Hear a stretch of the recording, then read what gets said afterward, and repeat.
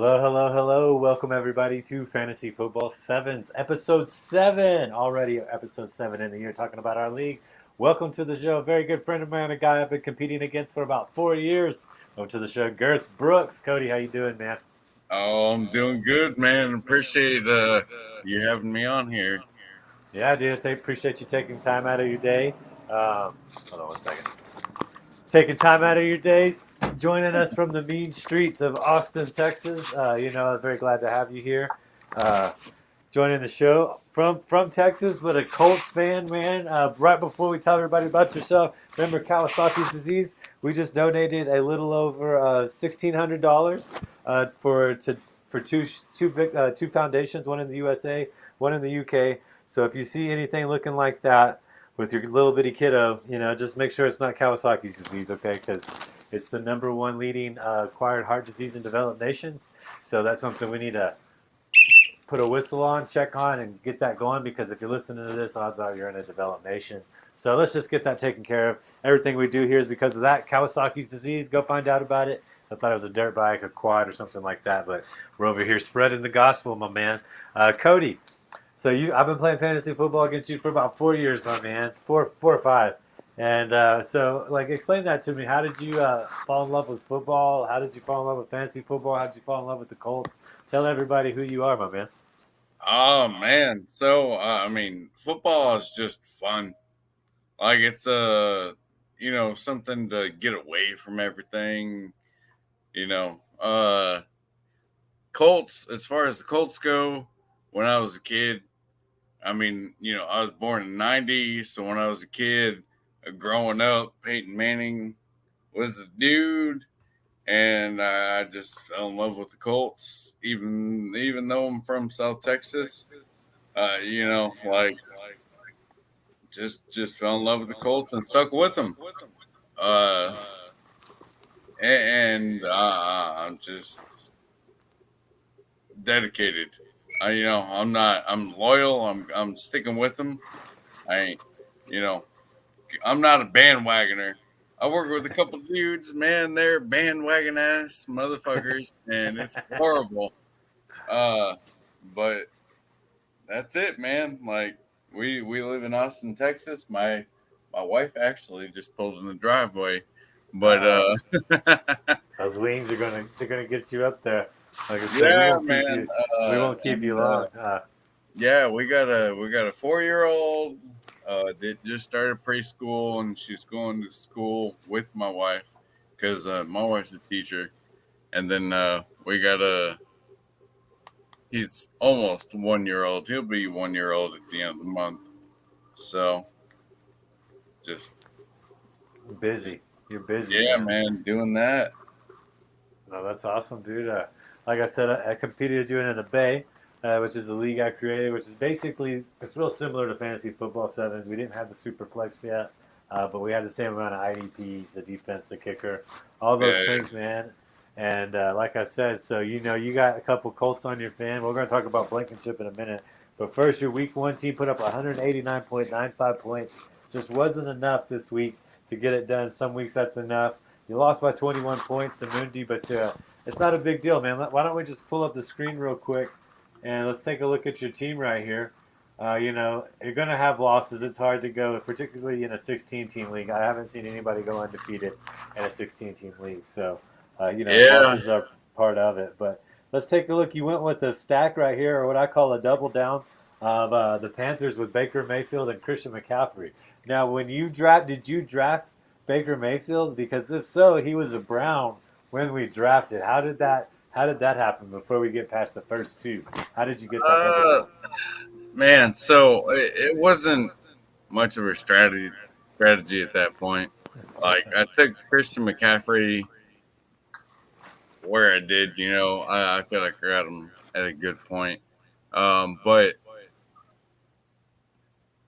Mayfield, I got him later, and I don't feel bad about it. Like I thought he would do better week 1. I thought he'd come out, fired up, pissed off, trying to get revenge. But it didn't quite happen, and I mean that's okay. I mean that's not to say that he won't do better later, but I did try and do that pairing a little bit, like you're saying. With the double down. I mean, I think CMC's great. I had him as my number one RB of the year coming into the season. Ooh, So, you got that. And I think that'll work to their advantage. They just, excuse me, they didn't start off high, You are a it, Colts fan, Just, it happens. It happens. yeah, it was hot in Carolina. I'm sure it's hot to, like, get in rhythm and break that sweat and feel like you're not exhausted. But they got it. They were doing good in the second half. I have a lot of faith in it. Did you have Hines in your RB too? Like I said, Colts fan, getting some spills, Uh, getting some catches for JT, and then you got so a great set of wide receivers real quick. And then tell me about them too. You got Devontae Adams, Tyreek Hill, and Scary Terry McLaurin. so I actually also had DK Metcalf, but I traded for him. I think earlier in the week. Uh, Traded. It was DK Metcalf for Naeem Hines and the linebacker I got from uh, Cardinals. Can't remember his Uh, name right now, say but Collins. yeah. David Collins. Yeah. So I just made that move, which I felt good about. But I mean that is from I made a bad draft choice in taking. I took Marlon Mack way earlier than I should have, and then the Texans cut him, and then they signed him to practice squad, and I think he just signed to a different practice squad. San Francisco. Yeah, which I mean that's something to watch. No, you're right. That is something to Uh, watch. I dropped him. I was in a 32 team league, and I draft Marlon Mack because I never drafted in a 32 team league.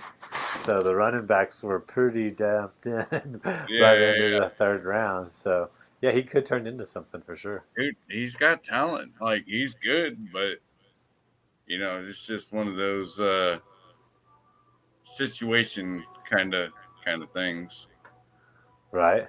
Well, yeah. What about Devonte Adams, Scary Terry, and Tyreek Hill? I mean, that's a pretty great combo right there. I know Adams Uh, scored last week. I know Scary Terry scored last week. So are you feeling pretty good? Did you trade for those guys or did you draft all those guys? no, I drafted him. I feel good about him. I mean, you can't go wrong with Devonte Adams. you know, like that, and Scary Terry. Like it was a prove it week for him. To see what kind of chemistry he has with Carson Wentz, and this week proved it. There's a lot of other teams with quarterbacks that with receivers that you didn't know what they were going to do.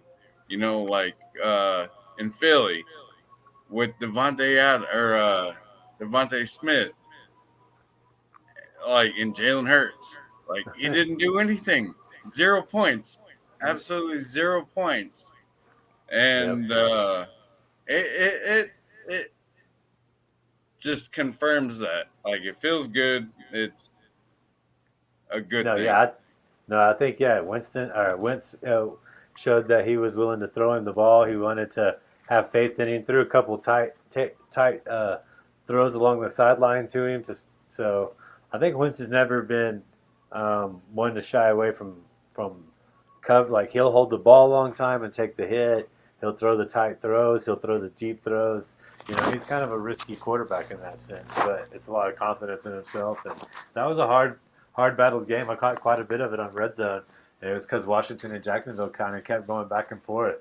So kudos to them, dude. I think that's a great three set you got there. Then you got Njoku in your flex this week, and then in your super flex right now.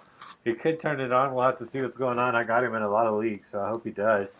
Moving along to your IDPs, though, like you said, Xavier Collins, you went and traded for him. I love the trading. I think trading is probably one of the funnest parts of fantasy, in my opinion. And then you got Matt Milano and Tremaine Edmonds. That's what I said. You got a Heck of a stack right there, with the linebackers, the double downs, if you will. Bringing it back to your other IDPs, you got Owiha for the Ravens, Quay Walker, Patrick Surtain, Ravens defense, so that's another double down there, and you got Will Lutz kicking the ball in Tampa Bay, man. Let's talk about your defense and your IDPs, man. That's a pretty great roster you got there. I like the double down of Milano and Edmonds, man. Do you have a favorite IDP at the moment, or who got you the most points in Week 1?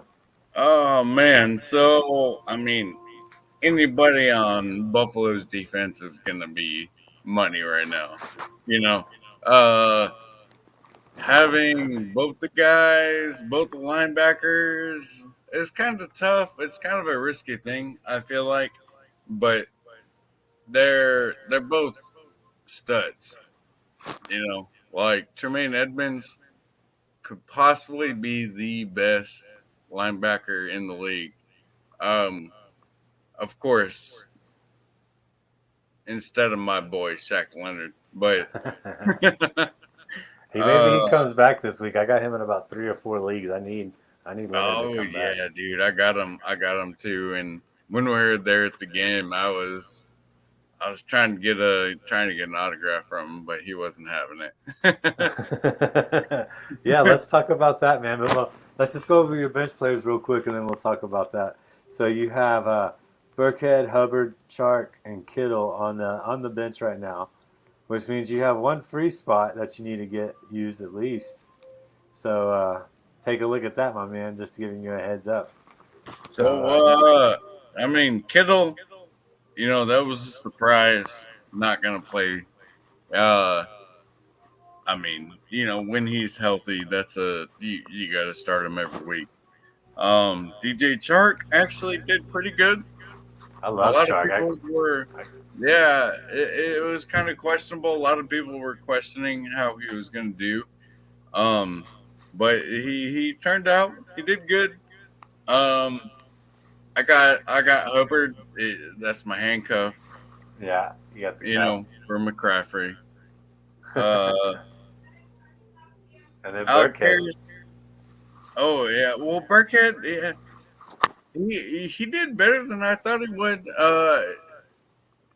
Being there at the game, I mean, I didn't think he was going to get as many carries as he did, and the people in the crowd were pretty upset about it.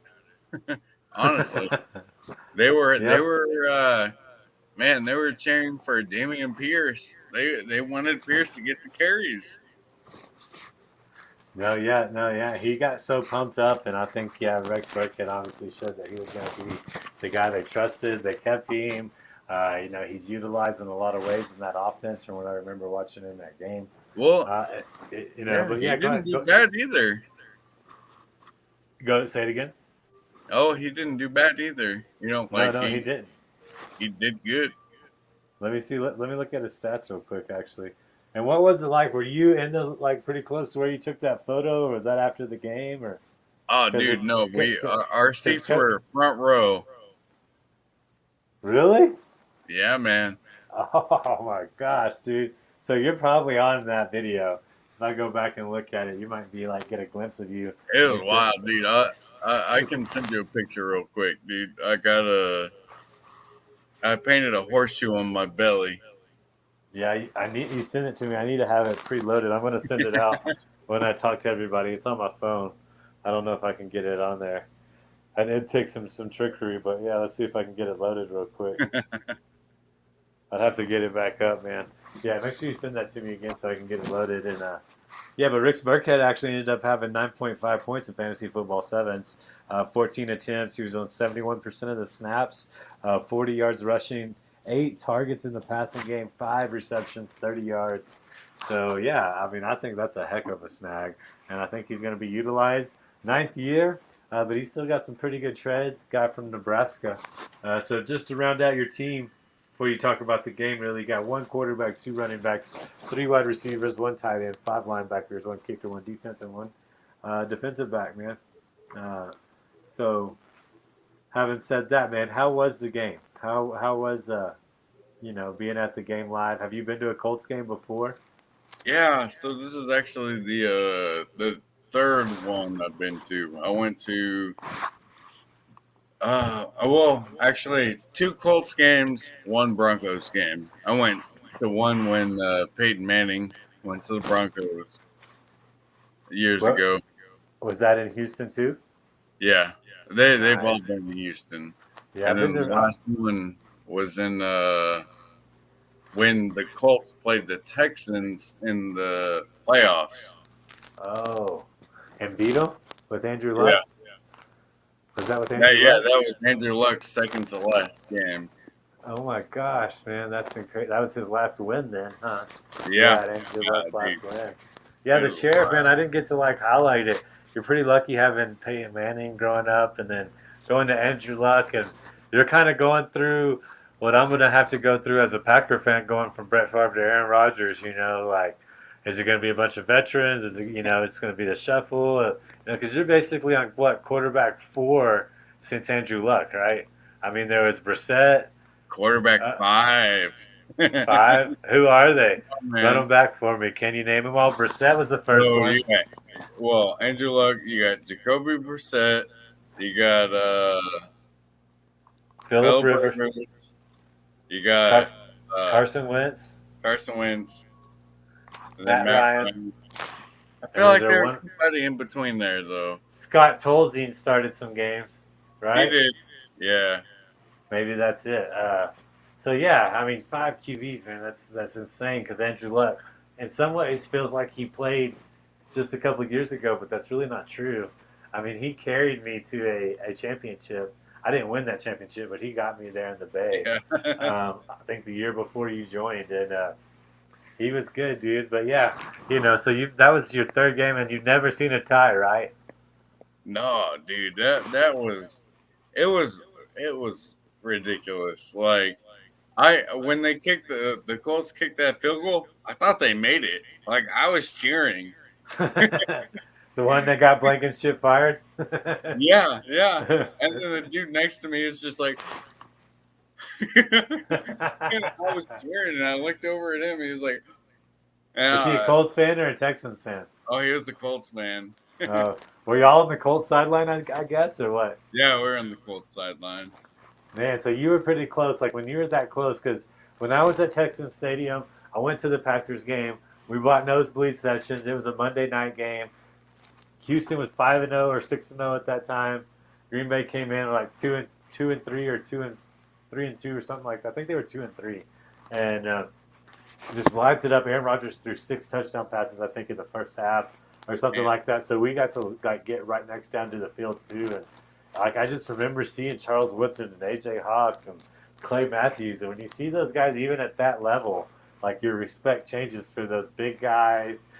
All of that. What's your most memorable thing being on the sideline? Because that's even closer. What do you think was like the coolest thing that you saw that wasn't in the game? oh man, so like those dudes, they were just so concentrated. They were just so involved in the game, like they didn't even like turn around and look at the sideline. They didn't care about anything, like they were just concentrated. Uh there was a couple times where, I had a little interactions with players, but for the most part, like they were very just in the zone, Oh which yeah. I respect that. Like that's your job. Like that's what you do. No, yeah, I totally get it. And as I played, I never really thought about the audience until there was a big play, and then I looked over, like I'm heading back to the sideline, either off the field or on the field, due to whatever the circumstance may be. It's like the one times I can really think about it. And then for people that don't realize it, that have never been in a game, everybody, all the personnel that's for the team. Now, there's other NFL like paid people, security guards, stuff like that. But the entire team has to stay from like the 30 to the 30. So there's not like this huge amount of space for all these players to stand either. So, it's like you can really tell that. And I forgot that. That's one thing I forgot until I went back into more games. I was like, oh, yeah, everybody's standing right there. So there's just a lot of like Right, banner right, and there's a lot of like them talking and stuff. But yeah, dude, being out of tie is pretty cool. What did you notice about Stephon Gilmore, Kenny Moore, Bobby O, Quiddy Pay had 2 sacks. I mean, what did you do when he got those 2 sacks? Did you see them or? Oh, dude, Quiddy. I mean, on just the defense in general was amazing. Like Stephon Gilmore was great. That I love that he signed with the Colts. Yeah, Kenny Moore lived up to the hype. He was hyped and he delivered. Quiddy Pay in his second year, as being a high draft pick, like he did it. Like he did what a high draft pick should do. Um, it was fire, man, dude. It was fired up. Like when that defense finally kicked in there in the third and fourth quarter, they were down 20-3, yeah. like 20-3, and then the Colts they came back and did it, and a large part of that is due to the defense. Like, Yeah, I have him ranked as a top 5 defense. I believe in Gus Bradley. I believe in Yannick Ngakoue. I believe in Quiddy Pay. I believe in DeForest Buckner. What was it like to watch Jonathan Taylor have a Jonathan Taylor-like performance in live person? Is that your first time to see him? Like, is he like? Can you hear it when he's hitting people? Is he like making them like subtly miss, or is he just like trucking them? Like, what did you notice out there when he had the ball? dude. So when you're like a live game like that, being right there, it's a little different. Like when you're watching it on TV, it looks so spread out, but when you're there in person, it's a lot smaller. Right. The field looks a lot smaller, but even then, like Jonathan Taylor was still just smashing dudes. Like he's he's a monster. Like I don't know how to describe it anything more than that. Than like he just runs hard. Like he's a different breed of person, man. Like he really is.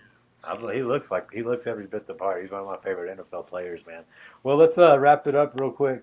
No Blankenship. How do you feel about that? I know he was a fan favorite. I know you said you kind of felt remorse for him. You know what I'm saying? What are your thoughts on that? I mean, so uh, man, I don't know. So the dude's been a good employee for the Colts. He's done good. Uh, I hate to see him just get cut like that, but at the same time, from a business side, I understand it. Like I get, like if you're not performing, you, Yeah, you he's gotta missed some go. big kicks. I mean, he's missed some kicks for them. That's the truth. He did, and I mean, Kicked the ball out of bounds on the kickoff. I mean, he made a couple mistakes, but yeah, and I hate to see it. Like I don't like it, but I understand from team's perspective. Uh, I mean, but on the other side of that, they're gonna need to get somebody who can make kicks. yeah, yeah. I mean, it's special teams, in my opinion, is 34% of football because everybody say there's special teams offense and defense, but special teams has kickoff, punting, extra point, field goal, and then the flip side of all that. So, in my opinion, it's 34% of football. So I get it. It's got to be running well. It's got to be a thing that you take for granted, you don't think about because when you start thinking about it, it means that there's something wrong happening, Right. unfortunately. So let's wrap it up, man. I'll get you out of here. I know you got to get ready to eat. Go say hello to the fam and everything. Colts at Jacksonville, a place that you have had a lot of. I'm gonna look it up, but a lot of bad luck at Jacksonville. Colts haven't won there uh, in a long time. It kept you out of the playoffs. Got Carson Wentz fired. Um, how do you feel about this game? Jacksonville looks better to me. This is a rivalry that goes back a while. It's a division game. the Colts kind of have to start out with 2 division games. So on the road, that's kind of a brutal, hard schedule to start off of, you know. So what are your thoughts on that, real quick? So I mean, I don't have any big expectations. I mean, we should have gone into Houston and kicked their ass, but we didn't. We got a tie. Uh, like we learned some things throughout the game. Um, but going into Jacksonville, I expect things to be better on the offensive side of the ball and the defensive side of the ball. Um, they it's one of those games to where you learn from the previous weeks, and if they don't, then I mean that's this is kind of a tone setter for the rest of the year. Yeah, I agree, and it's hard not having Shaq Leonard out there because that's like the pulse of your team. So they're overcoming that. I don't think he'll even be ready for Jacksonville, to be honest. Like I had to put him back off my IR so I could make a waiver pickup. I'm not dropping him. I'm telling you that out there to people that have him, like Cody and I. Just hold on to him a little longer because by the time you need him, he's going to be really good by the end of the season. Yeah, and he wasn't out there, but when we were there at the game, he was on the sideline, like he was getting everybody fired up, like he was still involved, like he was there, but he's not playing. Yeah, he's the whole heart of the team, in my opinion. I've loved him since he came out, being an IDP guy. It's such a good story. Yeah, dude, a great story. And like I said, seven losses in a row in Jacksonville, man. That's 7 years of not going down there and winning. And it's not going to be. It's going to be hot. It's going to be muggy. Those are kind of no excuses. But either way, if you look at it, the Colts will not be 0-2, regardless what happens at the end of the Jacksonville game. So that's kind of one positive. You'd rather be a win at Houston, but not being 0-2. I mean, that's because if you're 0-2, that's hard to come back from. But 0-1-1, it's like a different spin. But I think they can go in there and stay. They could stay undefeated. They could be going into week 3 undefeated, which has a lot to do with how great your odds could be too. So, I love it all. Hey, Cody, man, you got any closing remarks? Anything you gonna say about football, fantasy football sevens, anything like that?